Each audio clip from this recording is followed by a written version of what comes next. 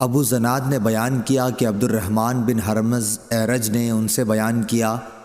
کہ انہوں نے ابو ہریرہ رضی اللہ عنہ سے سنا، آپ نے بیان کیا کہ نبی کریم صلی اللہ علیہ وسلم نے فرمایا کہ اونٹ قیامت کے دن اپنے مالکوں کے پاس جنہوں نے ان کا حق زکوٰۃ نہ ادا کیا کہ اس سے زیادہ موٹے تازے ہو کر آئیں گے جیسے دنیا میں تھے، اور انہیں اپنے کھروں سے روندیں گے۔ بکریاں بھی اپنے مالکوں کے پاس جنہوں نے ان کے حق نہیں دیے تھے پہلے سے زیادہ موٹی تازی ہو کر آئیں گی اور انہیں اپنے کھروں سے روندیں گی اور اپنے سینگوں سے ماریں گی۔ رسول اللہ صلی اللہ علیہ وسلم نے فرمایا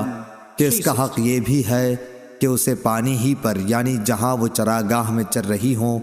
دوہا جائے۔ آپ نے فرمایا کہ کوئی شخص قیامت کے دن اس طرح نہ آئے کہ وہ اپنی گردن پر ایک ایسی بکری اٹھائے ہوئے ہو جو چلا رہی ہو اور وہ مجھ سے کہے کہ اے محمد صلی اللہ علیہ وسلم مجھے عذاب سے بچائیے، میں اسے یہ جواب دوں کہ تیرے لیے میں کچھ نہیں کر سکتا، میرا کام پہنچانا تھا سو میں نے پہنچا دیا۔ اسی طرح کوئی شخص اپنی گردن پر اونٹ لیے ہوئے قیامت کے دن نہ آئے کہ اونٹ چلا رہا ہو اور وہ خود مجھ سے فریاد کرے اے محمد صلی اللہ علیہ وسلم مجھے بچائیے، اور میں یہ جواب دے دوں کہ تیرے لیے میں کچھ نہیں کر سکتا،